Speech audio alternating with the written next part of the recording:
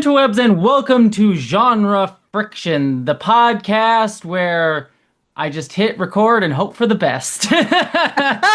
We had some suggestion We in did, we the did, we did, and yeah. I put them in a list and I will use them. I feel like the best way to do this is every week I come up with something new, and sometimes it'll be fun and sometimes it'll be terrible. I think that'll be the best way to go for it for a while, and then we'll settle into something, I'm sure, at some point. But anyways, I am one of your hosts, Jesse Gender, and I am joined as always by Giraffe, hi, how we Hi, doing? I'm doing good. I'm tired right now because as of this recording, we're recording this a few days early, listeners. But when this episode releases, I am going on the Star Trek cruise, which is going to be like a mini vacation for me, which I'm really excited about. But, as with any vacation, you means you have to shove 2 weeks worth of work into 1 week beforehand to make sure that For you you. can. Yeah, I know. Awful me. I'm just So tired. sad. I'm tired, all right? I've been working hard. And as people can see on the video, we're actually recording this on Mardi Gras, hence the colors I'm wearing. Uh-huh. Oh, okay. Yeah. Yeah, that Mm, makes sense. Yeah, we are. yes. Yeah, yeah, yeah. Which is I know for the US is a very Louisiana, New Orleans thing, but Mm. in France, Carnival and Mardi Gras, we have a lot of tradition, so I made special cakes. And Oh. it's mostly how I got into cosplay, Oh, really? I mean, Carnival, yeah. that makes sense. That We makes a lot of sense. Yeah. don't have Halloween, so but Carnival, yeah. I feel like every culture needs one holiday where people just dress up as like weird shit. So, yeah, Mm. yeah, And yeah. eat too much. Yeah, yeah. I Yeah. mean, a lot of American holidays are that. Just eat too much. Yeah, but cake and sweets. In Mm. my hometown, we make beignes, so it's like a lot of fatty and sweet things. It's great, Oh, nice. fantastic. I love Carnival. How have you been? How's your 2 weeks been?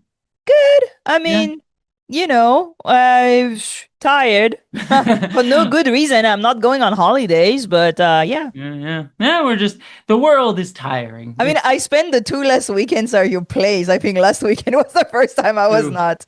True. Yeah, we've been hanging out the last 2 weekends doing stuff, so we've been just hanging out a whole bunch. Yes. We got drunk at my place and did makeup the last or 2 weekends ago, I guess. So, Yeah, and yeah, we there did you an go. AMA with Tony Bonnie. Newsom also. Yeah, Yeah. which you did great, by the way, Thank on. you so much. Yeah, I got to moderate the chat, which was fun. So, and you were here. You were sitting in this chair. You stole my setup. So impressive. I, Like the oh, whole thing. Like, oh my God. Like you cannot imagine behind the scene. Here there's nothing. There's like what? It's like the poor setup. And I was like, oh my God, this is where the magic happened. Make me look pretty. Oh, the angles. well, my favorite thing is I mean you can even see I'm like very red in this screen right here, but like my setup is all very set up for my very very white skin. I'm like the whitest person in the world, so I had to like adjust all the things for you. Which is a friend what the friends do. Yes, exactly, Yeah. exactly. It was just very funny because I'm like I am very white and this is not looking good on you. I look dead. Just all like a ghost. Well, speaking of dead, I guess that's no, that's a terrible transition. But we're gonna talk about the news. It's time for news. First thing that I wanted to talk about, we'll talk about. I think both of these stories are weirdly odd in a weird way, but the first one I'll talk about is Netflix has granted Warner Brothers Discovery a 7-day waiver to reopen talks with Paramount to buyout. If you haven't been following the nitty gritty, Paramount and David Ellison, a man who can't take no for an answer, as many men with power cannot take no for an answer, just keeps on trying to buy Warner Brothers. Netflix won the bid. But they keep trying, and now they finally reopened the bid to let Paramount have more say in it, which upsets me because I'm like, I mean, I'm curious to hear your thoughts on this. Obviously, we're talking about a Paramount thing today with Star Trek, but I have no love for Paramount as a company, especially since it was bought by Skydance, and it is really really frustrating to me that it's reopening talks because I didn't particularly want Netflix to buy Warner Brothers either. Like it's enough. All of these corporations just glomming on to each other, and it's always going to mean people's jobs getting lost and Hmm. more corporate consolidation of Hollywood, which is always going to lead to some level of homogenization in the industry. But if I had to pick the lesser of two evils, I definitely wanted Netflix to buy it over Paramount. So I'm just frustrated to even see that this is gone back open for discussion. Yeah, I am just kind of baffled with these, talks where basically they're building a monopoly on Hmm. what people watch. And I'm just like, why would you want that? Like, Right? especially Yeah. when it comes to art. And I think, it's interesting because I've been talking about this so many times this week, but I'm still so baffled that there is no Department of Arts and Cultures Well, in the yeah. US, and like that it's not considered as something that should be preserved and like helped and like supported. It's so many work here, like, depend on this. But yeah, I was happy about the Netflix things, and now I'm like, Yeah. great. Yeah, I was not like happy as a qualifier. It's like I'm glad that Netflix was the one buying it over Paramount, but yeah, Paramount is just I mean the whole thing with Paramount is especially since David Ellison bought it is they are just swerving towards more male dominated four quadrant storytelling bullshit. They haven't they haven't even gotten a single Oscar nomination. Not to say that Oscars are like the be all end all of quality, but they are some level of like, okay, you're aiming for more than like just homogenized for Hmm. tentpole Hmm. blockbuster nonsense. And it's really all they want. And obviously going to turn everything into guy driven, very I mean, obviously, they're turning CBS News into very Trump propaganda network with Barry Weiss and everything. I imagine what their entertainment is going to be more just like run of the mill centrist stuff, kind of like what Strange New World season three I kind mean, of was. Yeah, they said so, like yeah, that they yeah. wanted to do Western with like a man and their dog, and I'm just like, who is watching this? And it's It's the funny same people because, who watch Yellowstone. but they stopped Yellowstone. I know, but isn't there like I don't follow the isn't there I'm like just 10 like, spin-offs or whatever of that? if this is what makes you money, then okay, but like, why are you stopping the things that are actually working? And the thing that is interesting to me is that we've seen this already in American TV because as an Hmm. European, it was really fun to me to see suddenly like American TV appealing to, and I quote because people have been mad at me on the on online, and People mad quoting online? What? I was quoting Ellison. It was not my word. Like appealing to the Midwestern, middle of America, viewer. And Yeah. I'm like, we've seen that in 2001, 2002, with Enterprise, for example. Mm-hmm. Star Trek that tried to appeal to the middle American man, and Mm-hmm. it didn't work because Mm-hmm. they don't consume thing as much as the people who are like, and abroad, let's be honest, like those are also going abroad where they're not gonna work so much because Yeah. a cowboy and its dog, like what? I know. Everyone wants just a sad man and his dog and his dead wife trauma? Oh yeah, dead wife. You gotta have the dead wife trauma. You gotta have the dead wife Yeah, under the it's sheets, the white. I mean, it just speaks to Hollywood. I mean, it all just speaks to Hollywood dying. Even Netflix buying it, it just speaks to Hollywood just being a frustratingly dying industry. Just because it is just consolidating, not taking risks. It's not willing to break out and try new things or support artists, but just more wanting art to kind of fit its own predetermined But buckets. then you see the success of Sinners. Oh, I agree. But like Sinners Ryan is Coogler is like making what $2.9 billion with his two yeah. last movie, and I'm just like, this But even, works. but even, I agree with you. But even Hollywood is hostile to that movie, especially since that there's a large portion of that movie's discussion around black ownership of art and minority Mhm. ownership of art, and so you see this hostility of in the narrative around it being like, oh well, it didn't do super well, even though it did amazingly well. And if you compare the narrative around movies like Sinners to other movies made by white dudes, even though they might make about the same money, it's not the same narrative. And yeah, it's a hostility to it. And I mean, God, we're getting into the Oscars air time, and I really hope Sinners wins the Oscar. Like one battle after another. I swear to God, if I that mean, they movie already wins, have the highest number of nomination it of has, any which is good, movie. which is good, which is good. But Hmm. like, I don't know. I am not pessimistic on art and filmmakers and movies. Obviously, I'm still trying to do that myself, but I am pessimistic on Hollywood being an institution to enable that in a large scale way anymore. Especially as it corporatizes more and more and more and more and more, even under Netflix, which is again better, but still not great than Paramount. So, it's just sadly a pessimistic thing. I'm not pessimistic about art, but I am pessimistic about the industry, which, kind of Which I goes think to. we all are a little bit now. Yeah. And speaking of homogenization of art, Mandalorian Yes. and Grogu, as of today's recording, when we're recording today, released a trailer this morning. We'll be like I said, we're releasing this a few days later, so it came out a few days later for you listeners.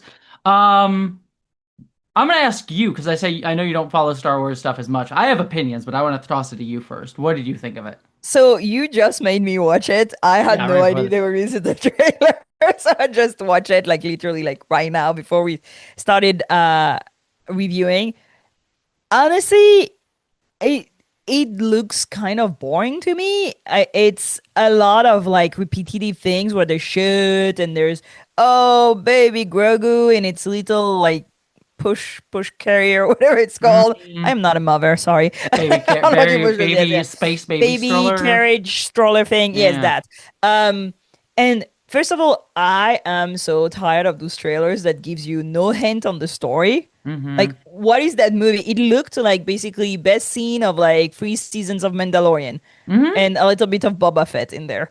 Yeah. And there's no storyline that I can hook on being like, oh, it's gonna talk about this, cool. And then basically what I told you was like, I think the trailer showed me the entire movie. Yeah. I There's so many things in there. Yeah, it's just like every set piece and like I just don't there's so many feelings I have about this movie. It's just a weird strategy because they have trained audiences to expect something like The Mandalorian and like the level of Mandalorian to be streaming level. Not like big blockbuster movie level.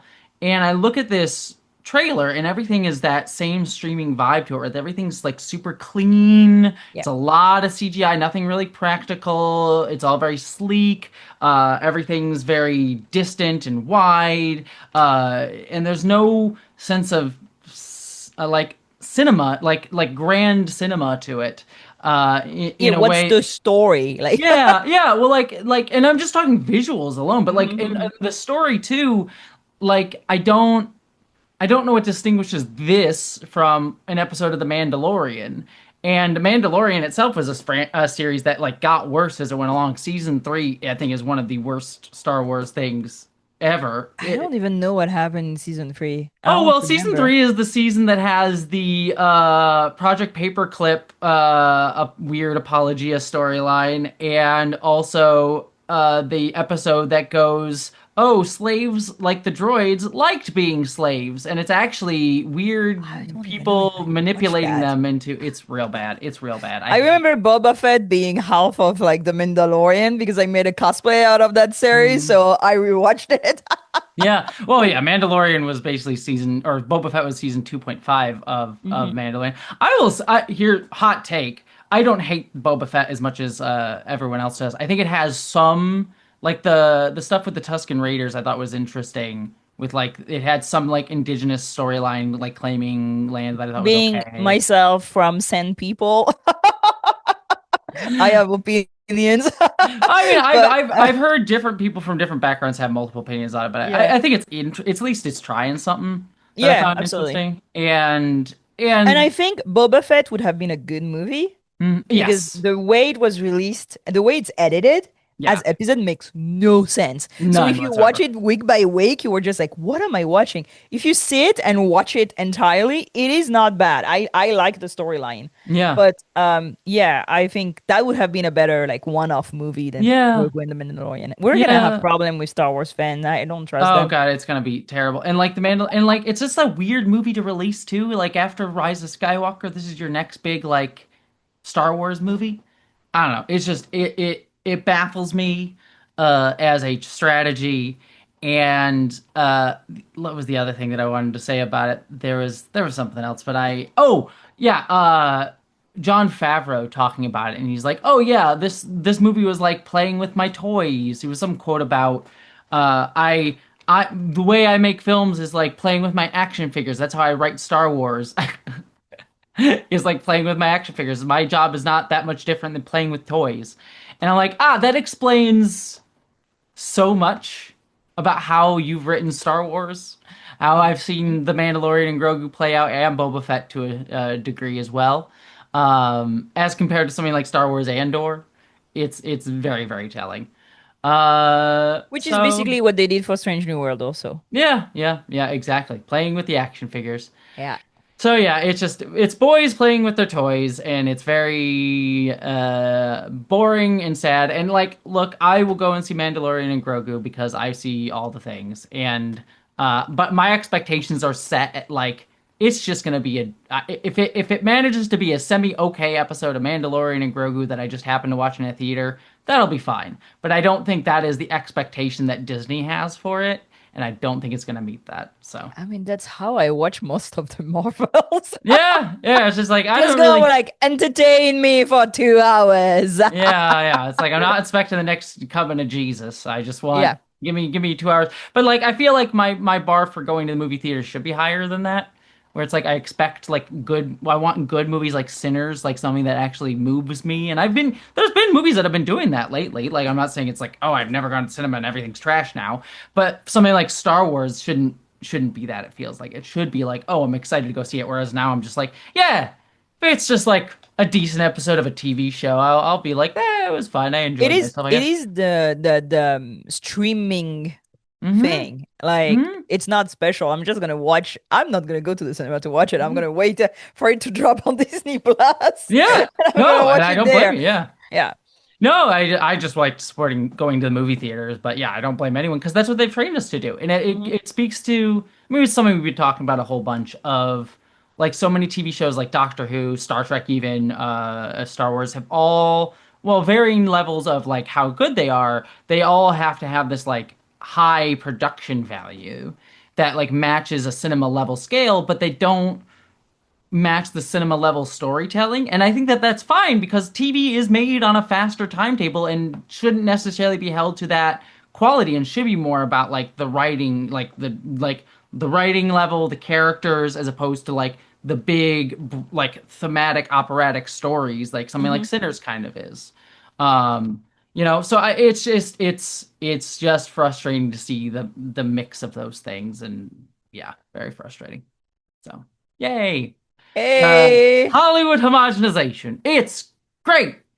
But it is time to talk about the topic of the show. Still not coming up with the theme song for that. All right. So, topic of the show today is we are talking about episodes 6 and 7. Six, 6, 7. seven. We're old. Episode 6 and 7 of Star Trek Starfleet Academy. This one titled Come Let's Away and Cosine, which is episode 7. Uh, let's start with episode 6. What'd you think of this one, Giraffe? I liked it. I liked it a lot. I think it was surprising to a lot of people. I mean, it was surprising to me. Uh, I think having such a change of pace at mid-season is really bold and really interesting. Mm-hmm. Um, I think that when I watched it, and we got screeners Yes. until episode 6, so we watched that episode way early when everybody Yeah. was still discussing, oh, is it 90210 Star Trek? And I was like, haha, they shot somebody in the face. Yeah, I know. That's why I'm always just like it's always frustrating sometimes getting the screeners because you're just like I know, like I even told a mutual friend of ours who works on Star Trek. I was literally like, I can tell you what the narrative's gonna be. People are gonna watch the first 2 episodes and be like, it's an Arno 210 in space. Then they'll hit episode 4 and 5, and people there'll be some discussion about it. People will be like, oh, this is actually really good. There'll still be the haters and that toxic stuff. It's like a 4 or 5, and they'll get to 6 and be like, oh shit, people are getting shot in the fucking face. Like I saw it laid out before me like a prophecy. Yeah, and I feel that it is such like for me that that's really where the series like found its space. Hmm. And they were like since the beginning being like it's a fucked up era. We're Hmm. trying to rebuild after like very dark thing happening. Those kids grew up in difficult times, Hmm. and we're gonna be a place of hope, and we're gonna be, hey, we can be better. But the outside world, like the Hmm. rest of the Federation with quotation mark, is not there yet. We're starting by the school. We're starting by teaching the next generation. I need to stop saying that. But I mean, it fits. Yeah. and I really like the fact that episode 6 was like, see, this is a fucked up world. And when violence is still here, and sometimes violence will come in the school or will be students will face it and there will be loss and sometimes you will not win and sometimes the captain is so smart. The captain knows how to be smarter than the villain. Well, it doesn't work. And I Mhm. loved that. I screamed when I saw it the first. I was like, oh my God. It is so bold for Star Trek to be no, the villain win. Mhm. They won. Now what? So I Mhm. I really like that. What did you think? I also really liked it for that. I think it was not as good in my mind as episodes 4 and 5 of this season, For sure. which I think are the peak of the season so far. But I do think it is like a good swing. It's a good show for Paul Giamatti, which I needed. Because Hmm. I did not like him in episode 1. He kind of was just big bombastic guy, which like can be Hmm. fun, but it wasn't fun in an interesting way for me. Whereas here, like he gets to tone down and kind of play off of Holly Hunter in a Hmm. really fun way. I also like that it does start to pull on that thread that we saw from episode 1, which is indicting the Federation a little more and showcasing through Paul Giamatti, Luz Braca, that the Federation is not it can't just be on its high horse of like we're always great, we're always wonderful, and we're always doing good in the world. It's like they're endangering kids here. To make a very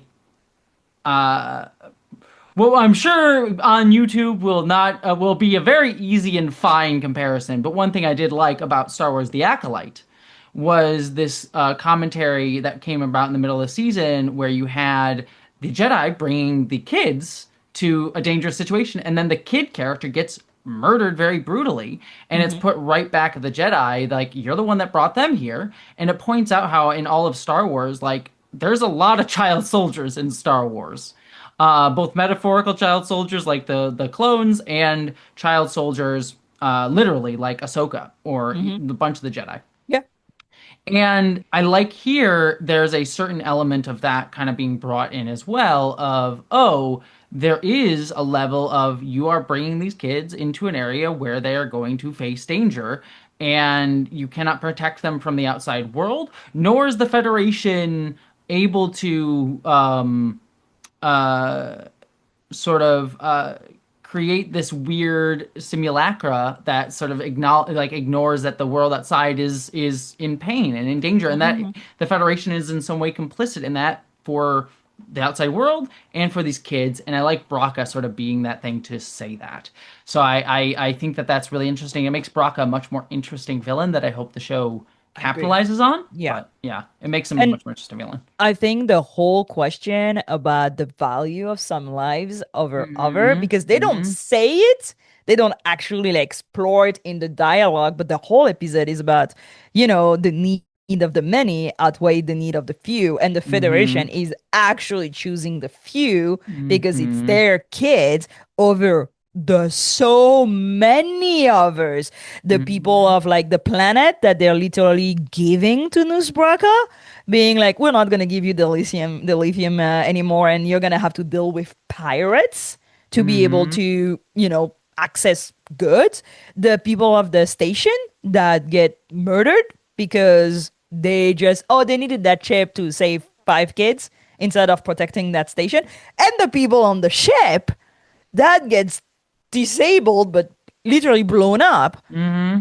for the life of 5 kids. And I'm like, I really like the fact that they actually don't address it and they let the viewer like have their own, reflection. I mean, if people did it, but I know I did. Like Hmm. the question of like, yeah, those are kids. You put them there. Okay. Hmm. Hmm. Okay. And I understand wanting to save kids, but also by doing so, you literally chose the few and the many died.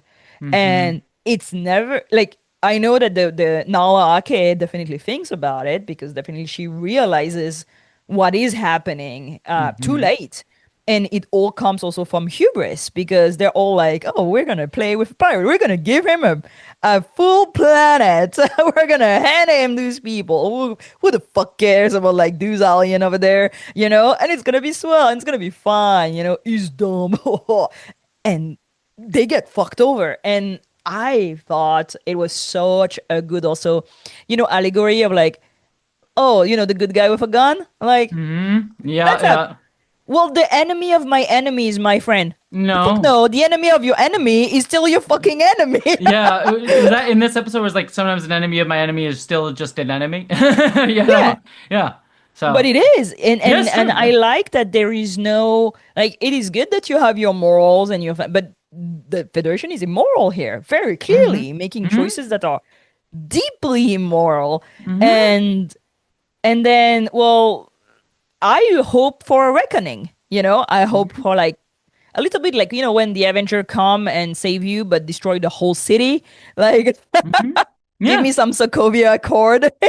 Yeah. No, this is why again this kind of leans into what I like about this show in its sort of thematic resonance with something like Deep Space Nine, which is it's pointing out the flaws of the Federation and pointing out the Federation as a sort of being akin to the sort of Anglo-American empire that Hmm. we sort of have today and pointing out like how America sort of tries to insulate itself and say hey we're great and awesome and then you look at all the things that America is complicit in the world and all the horrible things it's complicit in the world and also is complicit in to its own citizens as we sort of see echoed in the first episode of the show Hmm. um with I guess I don't really know if she's a citizen necessarily, but the Tatiana Maslany sort of has the sort of element of that. Hmm. Um and pointing out like no, the Federation is in its way an empire and that Deep Space Nine was very much talking about that and Starfleet Academy is starting to talk about that as well and I do enjoy that quite a Hmm. lot and I I expect this show at some point to go into the whole like yeah Federation's still good and great and not like Federation is utter shit but I like the criticism that it's bringing to it and I really do enjoy that quite a lot. Hmm. One element of this that I do want to bring up because I saw it coming up in the conversation is the opening of the episode with the Tarima and Caleb Yeah. which is them having sex, which I saw even folks that I generally like, and I say this as a soft criticism, but it did annoy me, is like some people being, oh, this is too much, like, oh, I legitimately there were people like going, oh. I was a little uncomfortable with them showing sex and like this is a kids show and I'm like number one, this show is marketed at They're young adults. 21. Yeah, the characters are 21. They're in college equivalent. They're fucking. And also, like, Star Trek has always been horny. Go back to Gene Roddenberry. Horny on main all the time. Maybe a bit male gazy, but definitely horny on main. Right down to what Gene Roddenberry has always wanted. Go watch episodes like Justice if you don't believe me. Um, yeah, that Angel horny One. Jesus Christ, yes. Well, Angel One has its own problems, but yes. So like, I found that criticism weird, and it speaks to without going too much into the criticism angle of it. It speaks a little bit like the puritanical conservatism of America, a little bit, especially right now, where even folks who are progressive leaning still kind of get a little bit like sex in things, and I'm just like this is vanilla sex. You want to see wild sex? There's more, and also it's like it's telling that we're seeing the straight couple get this, and not the queer couple either in this. Though the two things that I will say, and then I'll toss it to you, is No, that go I ahead. do like about it is that this opening sequence. What I do like about it is it does show healthy sexual dynamics between these two. Like they do have a tension that comes up, but it's not over like it's not over sex. It's not over anything that they do like wrong. It is a misunderstanding based on both of their traumas. Caleb is letting it has is having a hard time letting people in. He's always pushed people out, and he doesn't like people to see his trauma, which she is able to do for metaphorically, both because of her sci-fi alien Betazoid ability, Yeah. but also just as a literally like she's getting close to him, Hmm.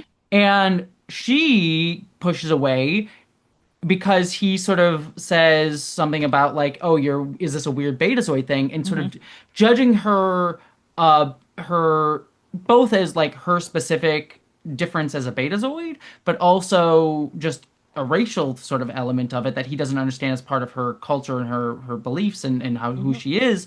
And I like that neither of them are doing it's not the normal 90210 thing if we're gonna make that comparison of like, oh, it's heightened for drama of like someone says something silly and then the other person lashes out. Like they both hurt each other, but in ways that are stemming from who they are as characters and not intentionally so.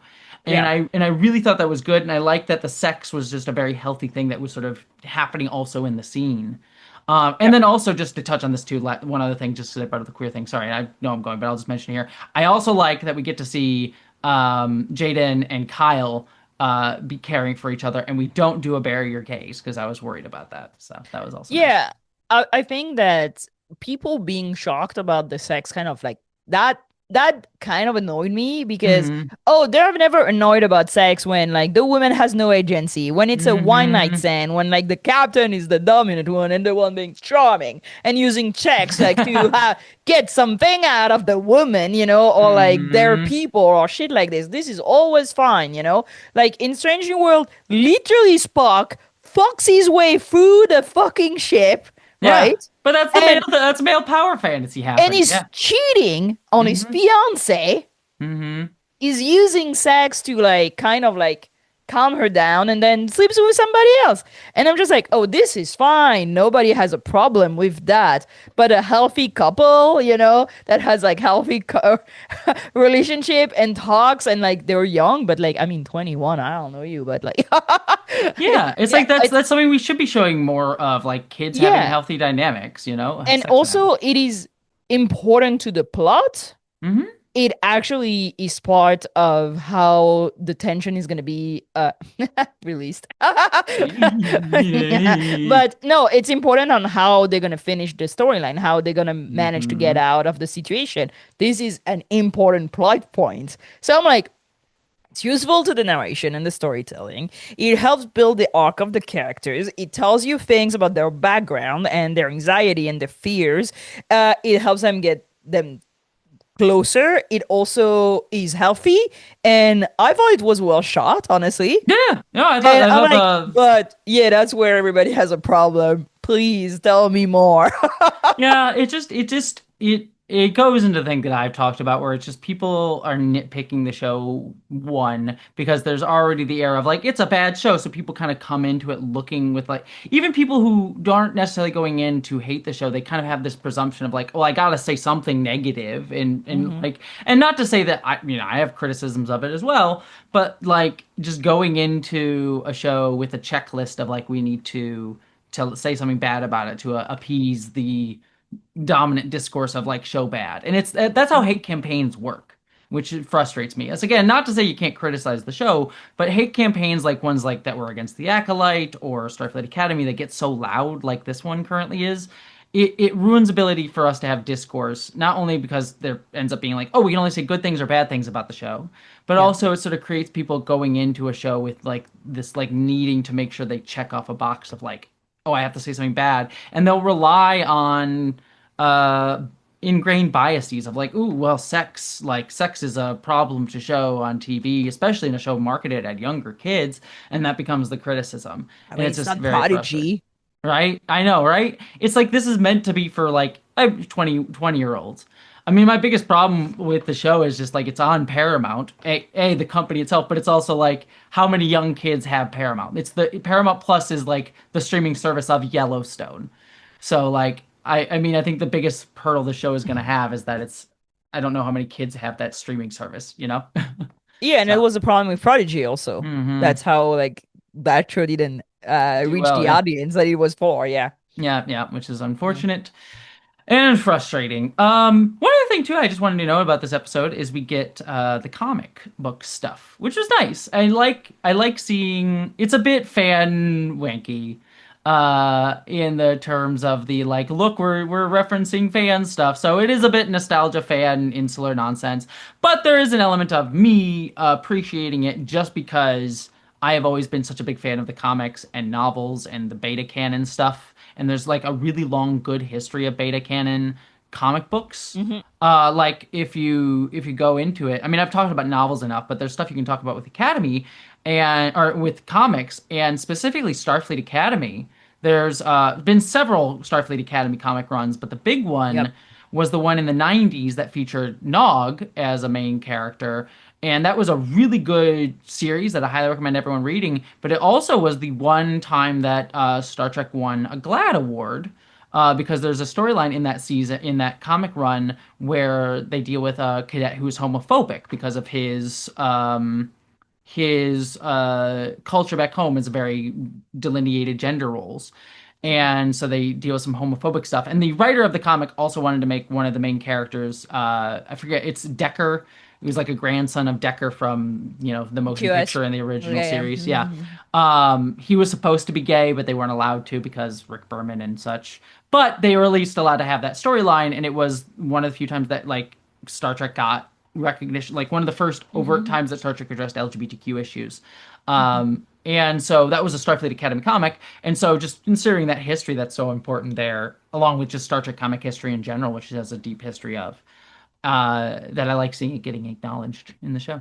I just like the fact that for once, and the other time is Lordex who does it very Mhm. well.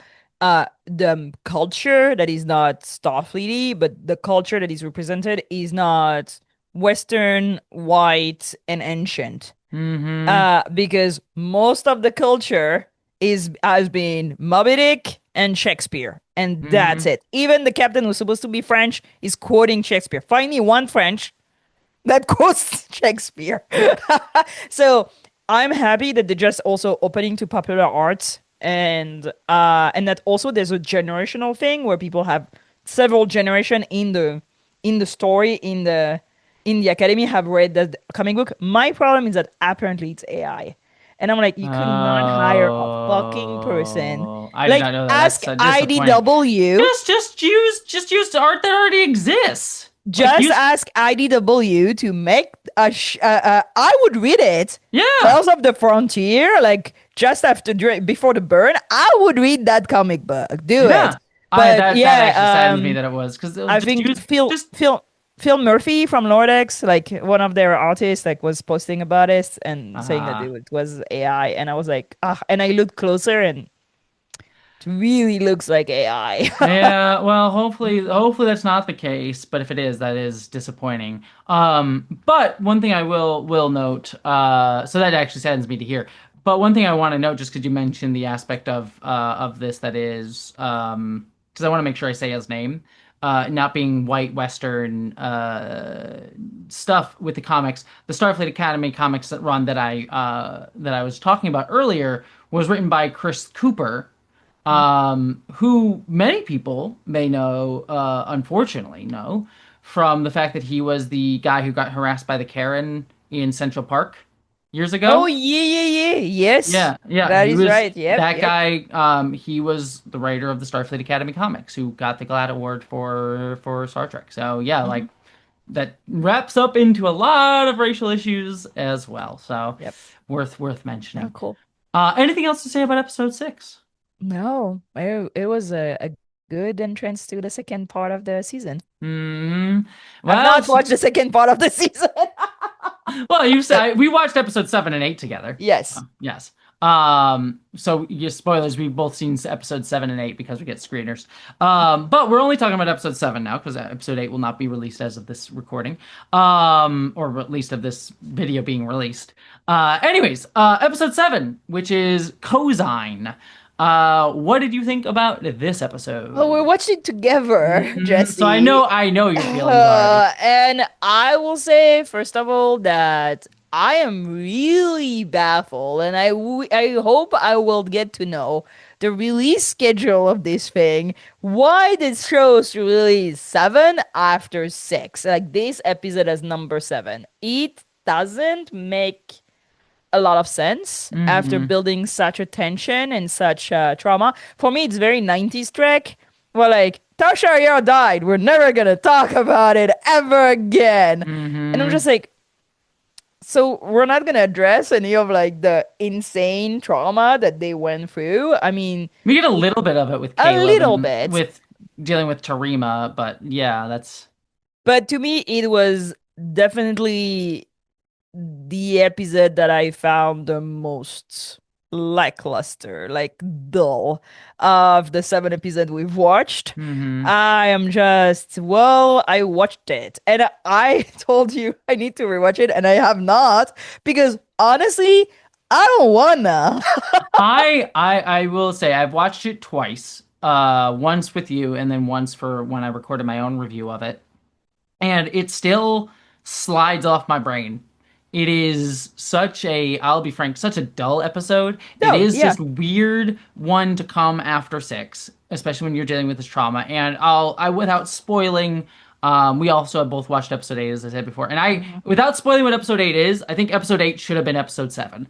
It's odd because episode eight is more directly dealing with that trauma than seven is, and it honestly feels like these two episodes A should be switched, Mhm. or seven just shouldn't exist at all. Like seven just feels like it's a what seven feels like is you kind of mentioned it earlier is an episode of TNG that they just had to make real quickly to just get an episode order out. But like when that makes sense when you have a 22 episode season or 26 or however many episodes older Star Trek got, and it was like we just need a script. Just give me a script. Give me a script to put it out. Probably won't be great, but we'll do it. It'll be just a thing. Ask Um, the fan to write one. Send yeah. just send Chris. Just we'll do a clip show episode. Damn it, it's fine. Um, and like and there's a certain charm to that type of episode in a 22 episode season where it's like sometimes this is just a bad stupid episode, whatever, we'll watch it, it's fine, it's cute. I love uh a stupid episode. yeah, Okay, yeah, wait. yeah, I love like move along home. I'm like that yeah, kind of person. I yeah, love a yeah, stupid episode. yeah, But but that's it's not like, even stupid. yeah, I know, it's just boring. But like in this show, like when you only have 10 episodes, every episode needs to kind of matter to some level, and this episode really doesn't. And it's what's odd to me is why am I blanking on his name now? Darren. Yeah. Darum. His storyline is one that, okay, it's going back to his home planet and he's tied up in this like royal wedding thing, which is a trope we've seen a billion times before. Like Star Trek has done it a billion times already. Like Troy had Code a of very Honor. yeah, code of honor, but also Troy and Haven in season Oh one of yeah, yeah, yeah. TNG, where she Totally, had the yeah. arranged marriage Mhm. nonsense. Arguably, even Strange New World had an odd reverberation of this with the Q episode. Oh Yeah, the yeah. spot. Oh my Yeah, God. yeah, I I know. Memory forget hold, things. Wedding Bell Blues. Yeah. Memory hold that episode. It's not the same exact dynamic, but there is a still like, oh, forced marriage sort of thing. It's hmm just a trope, and this episode doesn't do anything interesting with that trope. It's that story to a T, to for the most part. With like his relationship with Jaden adds a little bit of spice to it, but not enough to be particularly interesting. And what's even more odd about it is it's such a distraction from the arc we've gotten with Darum this season, which is his parents.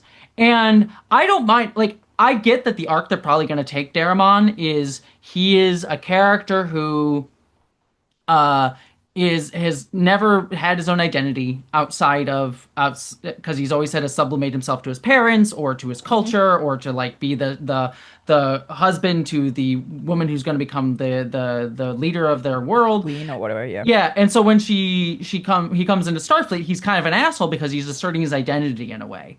And he's going to have an arc of coming to be less of an asshole, trust himself, trust in his friends, have his own family, and then he'll eventually tell his parents to fuck off in a future episode of the show, whether it hmm be this season or next season or whenever it happens.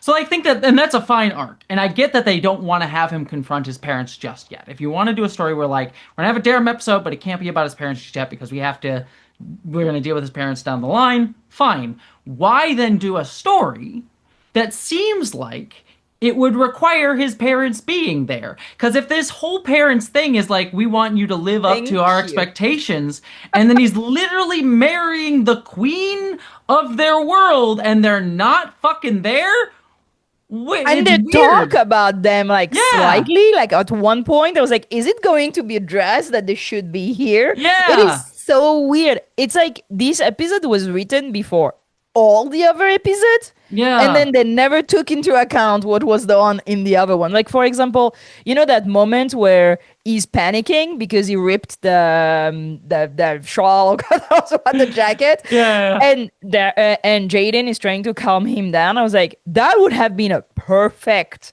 like echo to the scene in 104 where Darren helps him calm down, and then he could have done the breathing Mhm. exercise.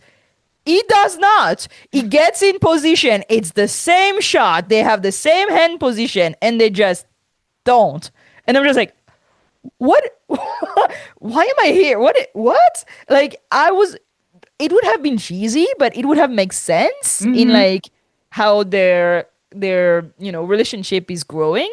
I will say that the costumes are fire. Oh, the costumes are great. I love The their costumes are fantastic. But also, why do you add characters like I don't remember her name, like whatever, like yeah. wife person?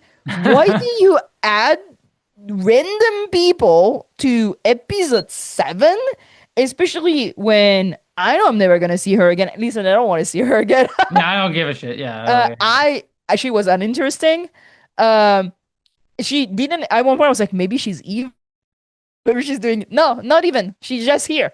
She's just here. Nobody is mean. And I was like, okay, so why should I get involved in this storyline? I don't care about her. I don't care about him being married. I don't we see vague also a lot of like CGI in this episode compared to Yeah, like the other episodes. it's all on the volume, which is Yeah. I hate the So volume so much. Same I'm problem with like, Mandalorian and Grogu. Yeah. okay, Strange New Worlds that I will not. Also, they do this whole thing about Darren being an aquatic species, and we're on a desert planet.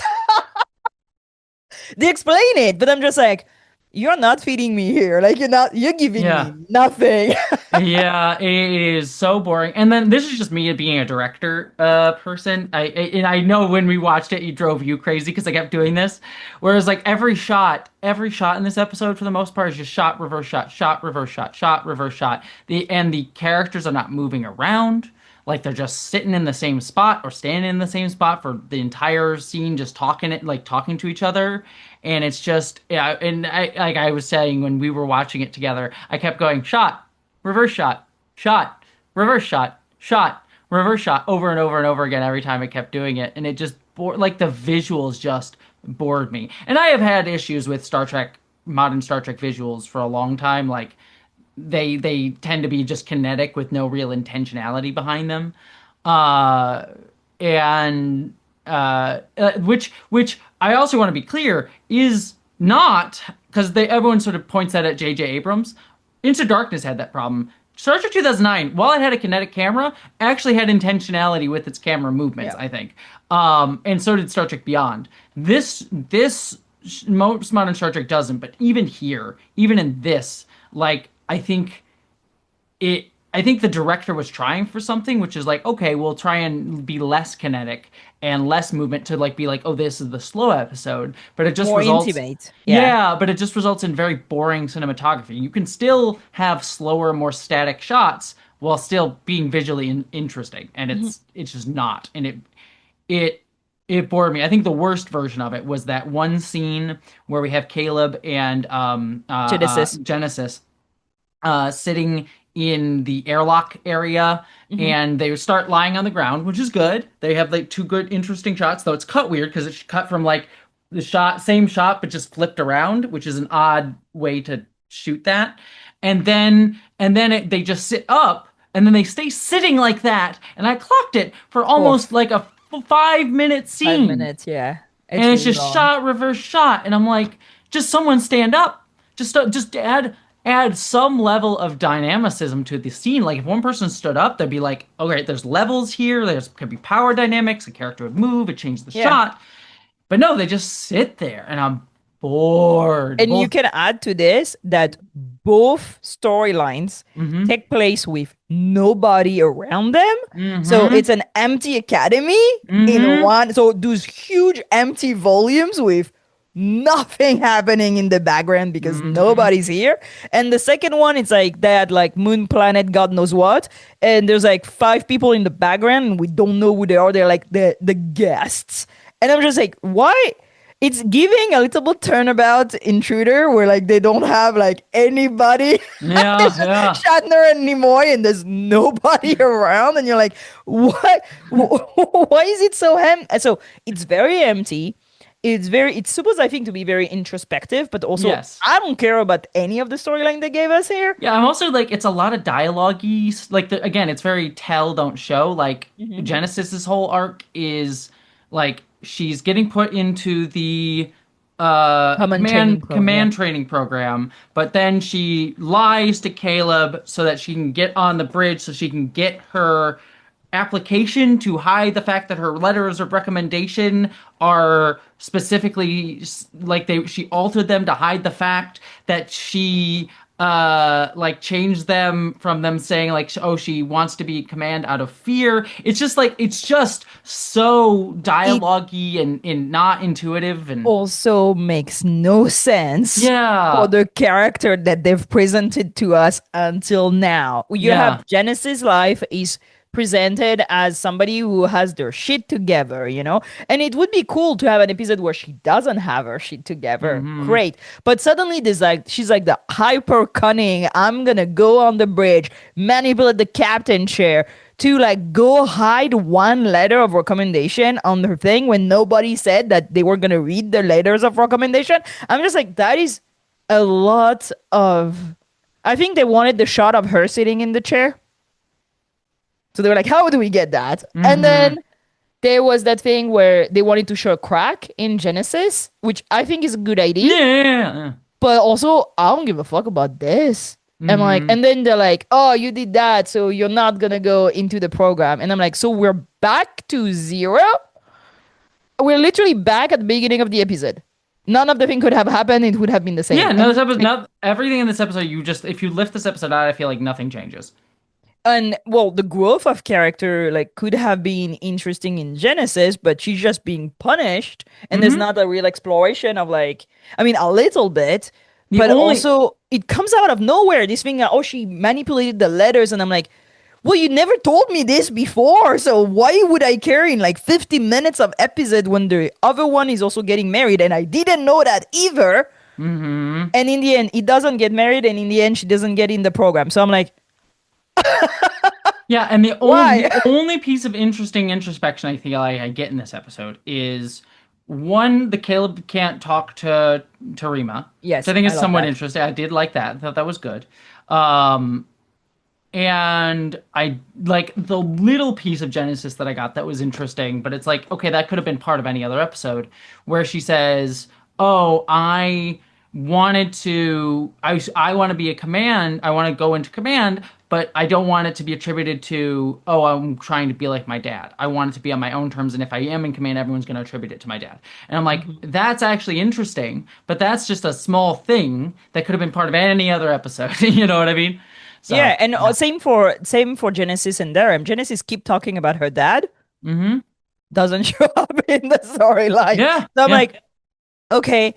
So I feel this episode was like supposed to be for Genesis and Durham, what 104 was for Jaden and 105 was for Sam. Mm-hmm. But they kind of like went nowhere. They're like, oh, they have one problem. He's too rich and he's getting married and he doesn't want to. And well, he's still rich and he doesn't get married.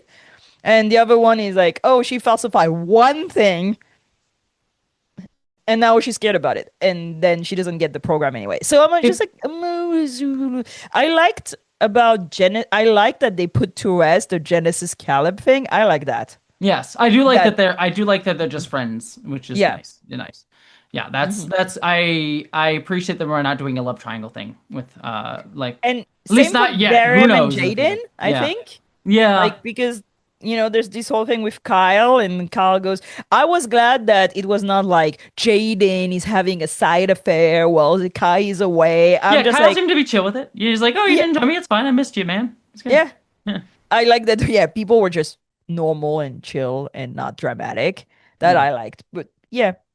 Yeah, so I think to wrap out, we're thumbs up on episode 6, thumbs down on episode 7. I think we're both in agreement there. Yeah, Yeah, it's not a bad episode. It's just I it's mean, just I know boring. you It's don't just like it, boring. but it compared to everything else, I was just Oh, like, Yeah, yeah, yeah. I'm not gonna remember that episode at all. I mean, Oh. you put it a good way when we were chatting, which is like episode 7. I don't like episode 7, but it is not Strange New World season 3, which is like offensive and bothers me, and I think has messages that I think are actively Yeah. bad. This episode was just boring, and in some ways, it could be arguable that like boring is worse. I'd rather a storyline that pisses me off and engages me in some No. level. Sometimes, Mhm. I don't know. I I think disagree on this. I don't know. It depends. Like 4.5 Vulcans can go fuck off into the sun. Something like Wedding Bell Blues. I have issues with Wedding Bell Blues, but like there's stuff that I can chew in that episode of like, okay, this is bad, but for these reasons that are interesting. Whereas this one's like, this is just boring, non-interesting. Whereas again, to be clear, like episodes that are actually like offensive and bad, like 4.5 Vulcans, like that's a whole different aspect. But You think it was just dull? I mean, I like the costume. I'm gonna have to rewatch it because I need to write an outline. yeah. But it was yeah. I was looking forward to know more about Genesis, and I didn't. So Yeah. Yeah. here Well, we go. one every season's allowed a bad episode, and so it's the first one that I would say out and out is just it's probably my least favorite episode of the season so far, if the best way to qualify that. Hmm. But that's where we leave off. All right, we're here to wrap out the episode then, and to wrap us out, what is something that you recommend people check out and read this week or 2 weeks? Well, I finished the book that I was reading 2 weeks ago, The Return. Thank you, Hmm. Jesse. Traumatized me, and I'm scared. And now I'm waiting for you to send me more. Yes, I need to send. Yeah, I need to send you those two other ones that I have. I have them, so I need to get them to you. You will be proud that I have finally watched The Pit. I watched the first Yeah. season. I do not like medical drama. I do not like them. At least one, they didn't kill the black woman. They did I not. was They like, did not. hey, I'll take that. Um, I'm just troubled of why people like that show so much. It's not bad, Oh, I love the pit. I love but the I'm pit. just like, it's just one more medical show. I mean, I don't know. I like it because it feels very Star Trek to me in that it is Oh, they are super competent. they're super competent. It kind of wears it has a social justice bent in a lot of what it's trying to do. Hmm. It is a little bit preachy at times in a way that feels very Star Trekky. So there's a lot that I like about Star Trek element of it Oh in the yeah, pit. So yeah. I'm a daughter of a head nurse, so I really appreciated that they did like an episode on nurses and it's not mm, just the doctors. And I found it was yeah, they're all hyper competent and they're doing a good job. But I'm like, I don't need to be reminded what all the things that can go wrong with my body. Thank you very much. very fair, very very very very fair. But that's Um, what I. What are yeah. you reading? What are you watching? I am actually so I am read or I just finished reading House on the Cerulean Sea, and then its second book is Beyond the Sea, which I really enjoy. Both books are not um they're nothing like amazing or mind blowing, but they're very cute and bringing a tear to my eye. I ended up crying at both of the end of them. For those who don't know, they're both books that are about a world where there are magical kids, and it takes place in an orphanage. And the first book is about a guy who is sort of the one who's supposed to come and inspect the orphanage and decide if whether or not it should be closed or not, and falls in love with the kids and falls in love with the guy who runs the orphanage, and it's a queer love story. And Aw. obviously the kids are a metaphor for queer kids or marginalized kids and how they're ostracized from community. Like one of the kids is literally the Antichrist. And they're like, oh no, he's just a kid. We shouldn't be like, oh, he's gonna grow up to be a certain thing. He's allowed to be who he is. And it's a very cute and sweet book and very fun. And like it's nothing super like again, it's not mind blowing, but it did warm my heart. It's just a book that you read and you get warm and fuzzies, and you're like, oh, this was Aw. very cute. It makes me feel sweet, and you get a little teary, and it's a little romancy at the end. So I'm reading the second one now, which is not as good, but I still really enjoy. Um, and they're very. What I also like, one thing I do like about them that I will note is that they do. While this is very clearly a metaphor for marginalized people and queer people, even more specifically, the book also references like the trans people and queer people, and that they also face bigotry within this world in a very similar way as well, which I always like because when you do the sort of like magical or different superpowered kids for metaphor for marginalized people like the X-Men do, Hmm. you Hmm. run into that issue of like, yes, but they are actually different in some way, like genetically. Hmm. And so I like stories that go like this isn't meant to be a one for one for that. It is meant to Hmm. parallel that dynamic, but it is not one for one. And I think that that's always smart to do. Yeah. So Oh, yeah, good. yeah, it's a cute book series. All right, with all that said, anything else, Giraffe? Where can people find you? All that jazz. You can find me on Instagram at lyrical_giraffe with one F because it's French, and I'm also posting on Blue Sky Spotted Giraffe. I think my next commission is WonderCon, and I'm Yeah. right now building giant bat wings just over there for no good reason other than I'm bored. Last night I was just spray painting some swords because for the Star Trek cruise where they have a mashup, like mash up your two fandoms. So since I'm a Trekkie and my wife is a One Piece fan, we're doing a One Piece Star Trek cosplay mashup. So I'm being Zoro from One Piece as a security officer. So I was spray painting some swords for the cosplay last night. Don't So. get arrested at the airport, please, with No, they're swords. literally they're like lights. They look like katanas, but they're like 3D printed katanas, so they like come out like a lightsaber. So if you like swing them, that it like folds Oh, out. So because I didn't want to bring whole fucking swords don't do in a it. very limited like brief like I don't have a lot of room on the Mhm. plane, so like they're just like little lightsabery looking swords. So it should be fine. So. But it's Oh, cute. It's fun. Yeah. So, you can everyone you already probably all know where I'm okay. at. Just Jesse Gender on all the platforms. Yeah, come Uh, follow me. yeah, go follow Spotted Giraffe. You got me. Follow me, follow Giraffe. I'm releasing this while I'm on the Star Trek cruise, so normally I would say, hey, if you're going on the Star Trek cruise, come say hi. But most of you, if you're on the Star Trek cruise, probably won't watch this because you're on the Star Trek cruise, and staying off the internet, which is good. So for the rest of you, I hope you all are taking care of yourselves, and I hope you all, my friends, live long and prosper.